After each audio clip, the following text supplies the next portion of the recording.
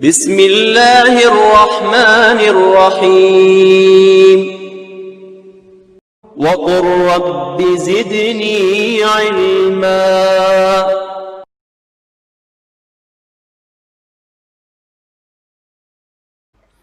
الحمد للہ رب العالمین والصلاة والسلام علی قائد الغر المحجلین نبینا محمد وعلی آلہ وصحبہ اجمعین وبعد۔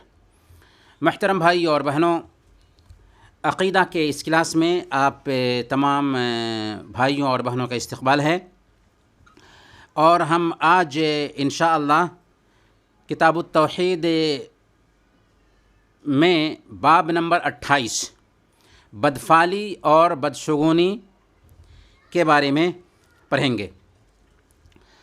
بدفعلی اور بدشگونی، اس کا تعلق عقیدہ سے کیسے ہے، یا بدفعلی اور بدشگونی یہ عقیدہ توحید کے خلاف کیسے ہے؟ تو اس طور پر کہ جو لوگ بدفعلی لیتے ہیں، اپشگون لیتے ہیں، یا بدشگونی کا عقیدہ رکھتے ہیں، ان کا توکل، ان کا اعتماد اللہ سے اٹھ جاتا ہے، اللہ سے کمزور پڑ جاتا ہے۔ اور دوسری وجہ یہ بھی ہے کہ وہ ایسی چیز کا سہارا لیتے ہیں جس کو شریعت نے کوئی اہمیت دی ہی نہیں ہے، تو اس ناحیہ سے یہ عقیدہ توحید کے خلاف ہے۔ اور بدفعلی لینے کی کوئی حقیقت ہے ہی نہیں، نہ تو دن سے بدفعلی لے سکتے، نہ تو کسی نمبر سے بدفعلی لینے کی کوئی حقیقت ہے، اور نہ ہی کسی مہینے سے بدفعلی کی کوئی حقیقت ہے۔ اسی لیے حضرت عائشہ صدیقہ رضی اللہ تعالی عنہ کی شادی شوال کے مہینے میں ہوئی، اور ان کی رخصتی بھی شوال کے مہینے میں ہوئی۔ شوال کے مہینے کو زمانے جاہلیت میں منحوس مہینہ سمجھا جاتا تھا۔ حضرت عائشہ صدیقہ رضی اللہ تعالی عنہ فخر کرتے ہوئے کہا کرتی تھیں کہ ذرا غور کرو، اللہ کے نبی صلی اللہ علیہ وسلم کی بیویوں میں سب سے زیادہ اللہ کے نبی صلی اللہ علیہ وسلم سے قریب کون تھیں؟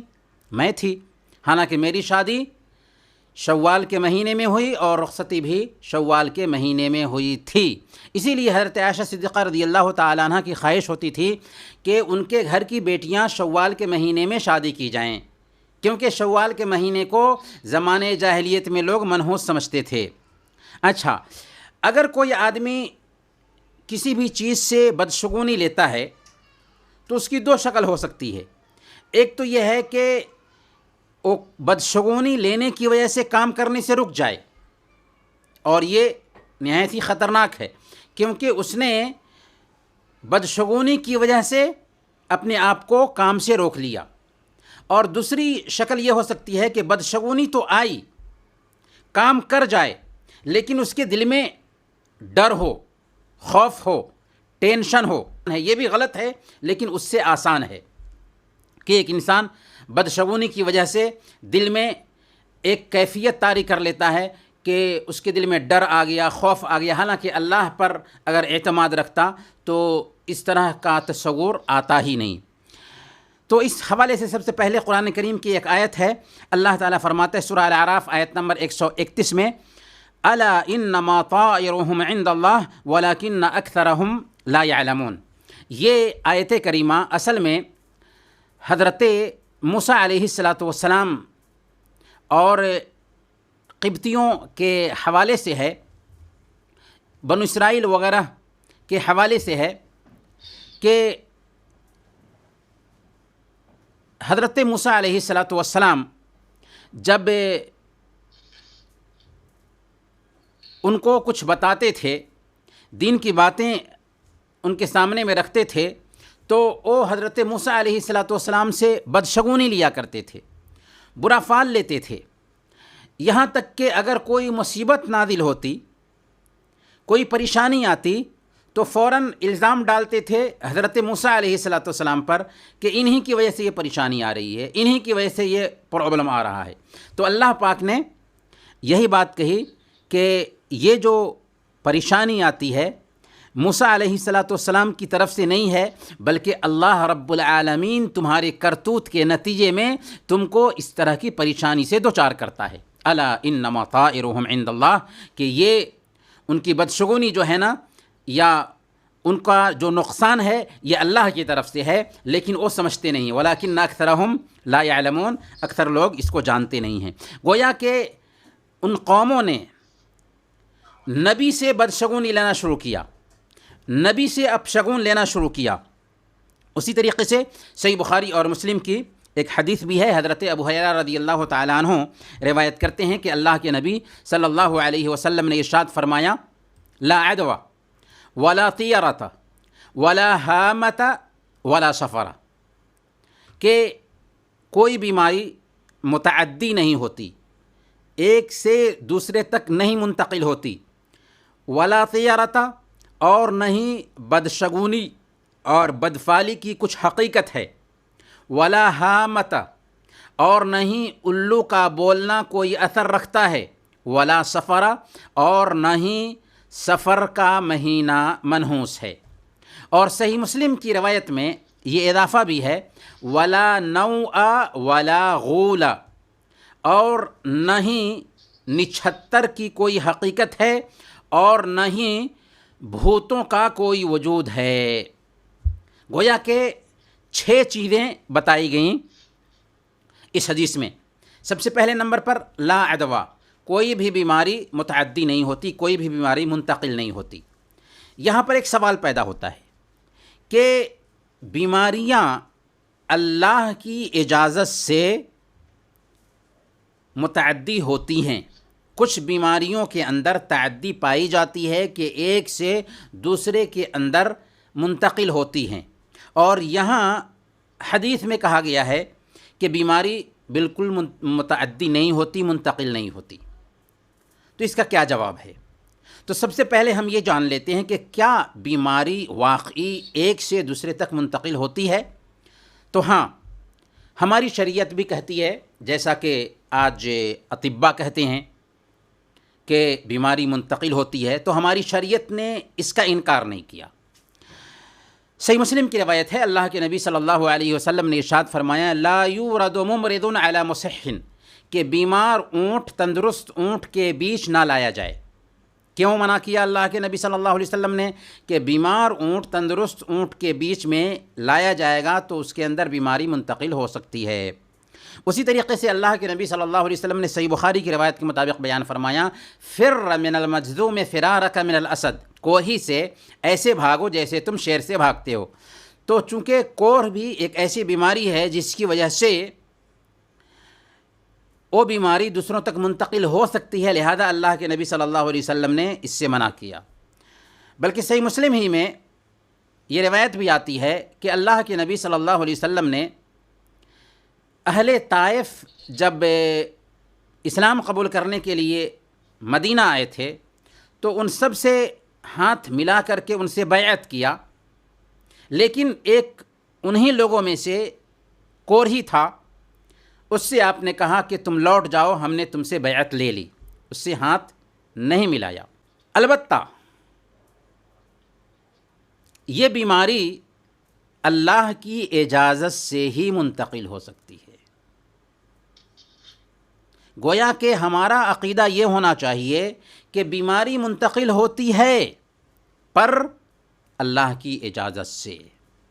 اگر اللہ کی اجازت نہ ہو تو بیماری منتقل نہیں ہو سکتی، چاہے کوئی بھی بیماری ہو، کرونا وائرس ہی کیوں نہ ہو، اللہ کی اجازت سے ہی ایک سے دوسری طرف بیماری پٹتی ہے، منتقل ہوتی ہے۔ اگر اللہ کی اجازت نہ ہو تو بیماری منتقل نہیں ہوگی۔ اسی لیے اللہ کے نبی صلی اللہ علیہ وسلم نے جب کہا تھا لا عدوى، بیماری ایک دوسرے سے منتقل نہیں ہوتی، تو ایک صحابی نے کہا کہ یا رسول اللہ، ہم دیکھتے ہیں کہ بیمار اونٹ کو اگر تندرست اونٹ کے بیچ لایا جائے تو بیمار اونٹ کی وجہ سے تندرست اونٹ بھی بیمار ہو جاتا ہے، تو اس سے تو پتہ چلتا ہے کہ بیماری منتقل ہوتی ہے۔ تو آپ نے فرمایا فمن عاد الاول، ذرا بتاؤ کہ پہلے اونٹ کو کس نے بیمار کیا؟ ظاہر سی بات ہے کہ ٹھیک ہے، یہ اونٹ ان اونٹوں کے بیچ میں گیا تو وہ اونٹ بیمار ہو گئے، لیکن اس اونٹ کو بیمار کس نے کیا؟ اللہ ہی نے کیا۔ تو گویا کہ اصل اللہ رب العالمین کی طرف سے بیماری آتی ہے۔ اس لیے سبب کو ہی سب کچھ نہیں سمجھنا ہے، البتہ بیماری کا جو سبب ہے اس سے بچنا ہے۔ کوئی بیماری ہے، اگر وہ بیماری منتقل ہونے والی ہے تو ہماری شریعت کیا کہتی ہے کہ اس بیماری کے سبب سے بچنا ہے، اس بیمار کے قریب نہیں جانا ہے۔ پر وہ بیماری بھی منتقل ہوگی تو اللہ کے ارادہ سے، اللہ کی مشیت سے، گویا کہ اس حدیث میں اللہ کے نبی صلی اللہ علیہ وسلم نے جو کہا کہ لا عدویٰ بیماری منتقل نہیں ہوتی، تو اس کا مطلب یہ ہے کہ اس میں اصل میں زمانے جاہلیت کے اس عقیدے کا رد ہے جس کی بنیاد پر یہ سمجھا جاتا تھا کہ بیماری خود بخود منتقل ہوتی ہے۔ حالانکہ بیماری خود بخود منتقل نہیں ہوتی، بلکہ اس میں اللہ کی مرضی شامل ہوتی ہے۔ گویا کہ اس حدیث میں زمانے جاہلیت کے اس عقیدے کا رد ہے کہ بیماری خود بخود منتقل ہوتی ہے۔ ہم یہ کہتے ہیں کہ بیماری خود بخود منتقل نہیں ہوتی، بلکہ اللہ کی مرضی سے منتقل ہوتی ہے۔ تو یہ ہے اس مسئلے کا خلاصہ۔ دوسرے نمبر پر اللہ کے نبی صلی اللہ علیہ وسلم نے فرمایا ولا طیارۃ، اور نہ ہی بدفعلی کی کوئی حقیقت ہے۔ برا فعل لینا، اس کی بھی کوئی حقیقت نہیں، بدشگونی کی کوئی حقیقت نہیں، اپشگون کی کوئی حقیقت نہیں۔ اس لیے چاہے دن سے، چاہے نمبر سے، چاہے مہینے سے، چاہے کسی کالے انسان کو دیکھ کر جو بھی طریقے ہوں اپشگون لینے کے، وہ سارے کے سارے طریقے غلط ہیں اور ہماری شریعت ان کا کنڈم کرتی ہے۔ بدشگونی کی کوئی حقیقت نہیں۔ ولا حامت، اور نہ ہی الو کا بولنا کوئی اثر رکھتا ہے۔ یعنی زمانے جاہلیت میں لوگ سمجھتے تھے کہ الو کا بولنا اس میں کچھ نقصان ہو سکتا ہے، الو کے بولنے سے اپشگون لیتے تھے، بدفعلی لیتے تھے، اور آج بھی بہت سارے جانوروں سے بھی لوگ بدفعلی لیتے ہیں۔ بلی اگر راستے سے گزر جائے تو اس سے اپشگون لیتے ہیں۔ تو یہ سارا اپشگون لینے کا جو سسٹم ہے یہ غلط ہے۔ ہماری شریعت ایسے تصور کو سرے سے نکارتی ہے۔ ولا سفر، اور نہ ہی سفر کی کوئی حقیقت ہے۔ سفر کے مہینہ کو بھی لوگ منحوس سمجھتے تھے، اس سے بھی اپشگون لیتے تھے۔ اللہ کے نبی صلی اللہ علیہ وسلم نے کہا کہ سفر کے مہینہ سے بھی اپشگون لینا غلط ہے، یا اس سے بدفعلی لینا غلط ہے۔ کچھ لوگ محرم کے مہینے میں شادیاں نہیں کرتے، کیوں؟ اس لیے کہ محرم کے مہینہ میں شادی کو مبارک نہیں سمجھتے، یہ بھی غلط ہے۔ کوئی بھی مہینہ ہو، کوئی بھی دن ہو، کوئی بھی وقت ہو، کوئی وقت منحوس نہیں۔ اسی طریقے سے اللہ کے نبی صلی اللہ علیہ وسلم نے فرمایا کہ ولا نوع، اور نہ ہی نچھتر کی کوئی حقیقت ہے۔ یعنی ستارے منحوس نہیں ہوتے۔ زمانے جاہلیت میں کچھ ستاروں کو منحوس سمجھا جاتا تھا، یہ ستارہ نکلا تو اس کی وجہ سے کچھ ایسا ہوگا۔ کچھ ستاروں کو مبارک سمجھا جاتا تھا، تو کوئی بھی ستارہ منحوس نہیں، سارے ستارے ایک طرح کے ہیں اور سارے ستارے انسانوں کے فائدے کے لیے ہی ہیں۔ لہذا کسی ستارے کے اندر نحوست سمجھنا یا کسی ستارے سے اپشگون لینا شریعت کی نظر میں غلط ہے۔ ولا غولا، اور نہ ہی بھوتوں کا کوئی تصور ہے۔ یہ بھی تصور تھا زمانے جاہلیت میں لوگوں کا کہ ہم جب باہر میں جاتے ہیں تو بھوت ہوتے ہیں جو نقصان پہنچا سکتے ہیں۔ اگر اللہ رب العالمین کی ذات پر ایک بندے کو پختہ یقین ہو تو کوئی جن، کوئی بھوت یا کوئی شیطان ہم کو نقصان نہیں پہنچا سکتا۔ تو یہ بھی جو بدفعلی کا عقیدہ تھا، اللہ کے نبی صلی اللہ علیہ وسلم نے اس عقیدے کی بھی تردید فرمائی کہ اللہ پر توکل ہو تو بھوت وغیرہ کچھ بھی نقصان نہیں پہنچا سکتا۔ اسی طریقے سے صحیح بخاری اور مسلم کی ایک دوسری حدیث ہے، حضرت انس رضی اللہ تعالی عنہ بیان فرماتے ہیں کہ اللہ کے نبی صلی اللہ علیہ وسلم نے ارشاد فرمایا لا عدوى ولا طیرۃ ویعجبنی الفأل، لا عدوا ولا طیرۃ ویعجبنی الفال، کہ بیماری ایک دوسرے سے متعدی نہیں ہوتی، ایک دوسرے کو منتقل نہیں ہوتی، یعنی اللہ کی مرضی کے بغیر، ولا طیرۃ، اور نہ ہی بدفعلی کی کوئی حقیقت ہے۔ آپ نے فرمایا ویعجبنی الفال، البتہ نیک فعل مجھے پسند ہے، نیک فعل لینا مجھے پسند ہے، بدفعلی غلط ہے لیکن نیک فعل لینا مجھے پسند ہے۔ صحابہ نے پوچھا قالوا وما الفعل، نیک فعل کیا ہے، نیک فعل کی حقیقت کیا ہے؟ تو آپ نے فرمایا الکلمۃ الطیبہ، الکلمۃ الطیبہ، تو اچھی گفتگو، نیک فعل عمدہ اور بہتر بات ہے۔ کیا عمدہ اور بہتر بات؟ جیسے اللہ کے نبی صلی اللہ علیہ وسلم کی سیرت میں ہم پڑھتے ہیں کہ صلح حدیبیہ کے موقع سے جب سہیل بن عمر قریش کا ایلچی بن کر آیا اور اللہ کے نبی صلی اللہ علیہ وسلم کو بتایا گیا کہ سہیل بن عمر بات کرنے کے لیے آ رہا ہے، تو اللہ کے نبی صلی اللہ علیہ وسلم نے کہا سہل امرکم، تمہارا معاملہ آسان ہو گیا۔ اللہ کے نبی صلی اللہ علیہ وسلم نے سہیل کے نام سے نیک فعل لیا تھا۔ سہیل سہل سے نکلا ہوا ہے، آسانی سے نکلا ہوا ہے، تو سہیل جب آیا تو سہیل کے نام سے اللہ کے نبی صلی اللہ علیہ وسلم نے نیک فعل لیتے ہوئے کہا کہ تمہارا معاملہ آسان ہو گیا۔ تو گویا کہ نیک فعل اچھی بات ہے لیکن برا فعل غلط ہے۔ اسی طریقے سے ایک اور حدیث ہے، حضرت عبداللہ بن مسعود رضی اللہ تعالیٰ عنہ سے روایت ہے، یہ روایت سنن ابی داؤد کی ہے۔ اللہ کے نبی صلی اللہ علیہ وسلم نے ارشاد فرمایا الطیرۃ شرکن، الطیرۃ شرکن وما منا الا ولکن اللہ یذہبہ بالتوکل، کہ بدفعلی شرک ہے، بدشگونی شرک ہے، وما منا الا، اور ہم میں سے کوئی ایسا نہیں جسے انسانی طبیعت کے ناطے اس کا احساس نہ ہوتا ہو۔ یعنی کبھی کبھار آدمی جب کہیں جاتا ہے تو کچھ اس طرح کے احساسات آ جاتے ہیں، تو یہ احساس اگر پیدا ہو گیا، بدفعلی کا کچھ خیال ذہن میں آ گیا، تو یہ معیوب نہیں ہے، لیکن اس کو برقرار رکھنا یہ معیوب ہے۔ تو وہی بات اللہ کے نبی صلی اللہ علیہ وسلم فرماتے ہیں کہ وما منا الا ولکن اللہ یذہبہ بالتوکل، لیکن جب ایک انسان کے اندر توکل ہو، اللہ پر پختہ بھروسہ ہو، تو پھر بھروسہ کی وجہ سے بدفعلی کی یہ کیفیت جاتی رہتی ہے، مگر اللہ تعالیٰ توکل کی وجہ سے اسے دور کر دیتا ہے۔ اب سوال یہ ہے کہ بدفعلی کیا یہ شرک ہے، وہ شرک جو اسلام سے خارج کر دے؟ تو نہیں، بدفعلی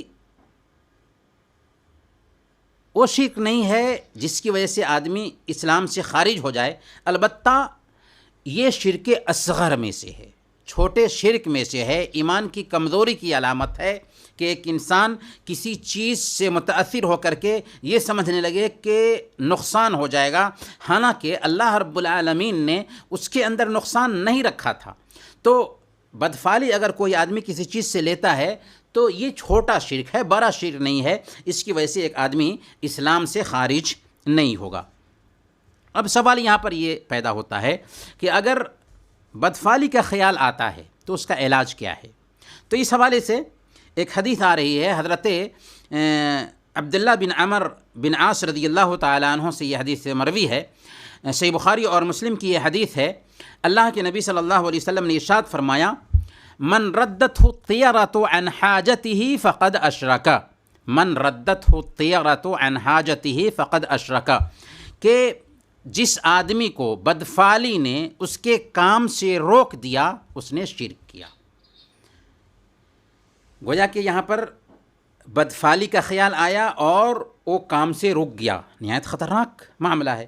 بدفعلی ذہن میں پیدا ہوئی اور کام کرنے سے وہ رک گیا، ہے خطرناک۔ اسی لیے اللہ کے نبی صلی اللہ علیہ وسلم نے فرمایا کہ اس نے شرک کیا، لیکن یہ شرک بھی چھوٹا شرک ہے، اسلام سے خارج کر دینے والا نہیں ہے، کیونکہ وہ اللہ کی ذات پر ایمان لاتا ہے، پر اس کے اندر یہ احساس پیدا ہوا کہ شاید کچھ ہو نہ جائے، اس لیے یہ شرک اصغر ہے۔ اور شرک اصغر کوئی آسان معاملہ نہیں، سارے حرام کاموں میں شرک اکبر کے بعد دوسرے نمبر پہ شرک اصغر ہی آتا ہے، تو شرک اصغر کیا۔ اچھا، اللہ کے نبی صلی اللہ علیہ وسلم سے پوچھا گیا کہ فما کفارۃ ذالک، اس کا کفارہ کیا ہوگا؟ اگر بدفعلی کا خیال آتا ہے تو بدفعلی کو دور کرنے کے لیے کیا کیا جائے، کفارہ کیا ہوگا؟ تو اللہ کے نبی صلی اللہ علیہ وسلم نے ایک دعا سکھائی، اس دعا کا ہمیں اہتمام کرنا چاہیے تاکہ بدفعلی کی کیفیت ہم سے جاتی رہے اور اس کا کفارہ بھی ادا ہو جائے۔ کفارہ کیا فرمایا؟ اللہم لا خیر الا خیرک ولا طیر الا طیرک ولا الہ غیرک۔ آسان سی دعا ہے، اس کے اندر 3 کلمات ہے، اللہم لا خیر الا خیرک ولا طیر الا طیرک ولا الہ غیرک، کہ اے اللہ تیرے خیر کے علاوہ کوئی خیر نہیں، اے اللہ تیری بھلائی کے علاوہ کوئی بھلائی نہیں، ولا طیر الا طیرک، اور تیرے شگون کے علاوہ کوئی شگون نہیں، ولا الہ غیرک، اور تیرے علاوہ کوئی معبود برحق نہیں۔ تو یہ دعا پڑھ لیں گے انشاءاللہ وہ کیفیت جاتی رہے گی۔ دعا کیا ہے؟ اللہم لا خیر الا خیرک ولا طیر الا طیرک ولا الہ غیرک۔ انہی چند کلمات کے ساتھ یہ سبق ہمارا ختم ہوتا ہے۔ وصلی اللہ علی نبینا محمد وعلی آلہ وصحبہ اجمعین۔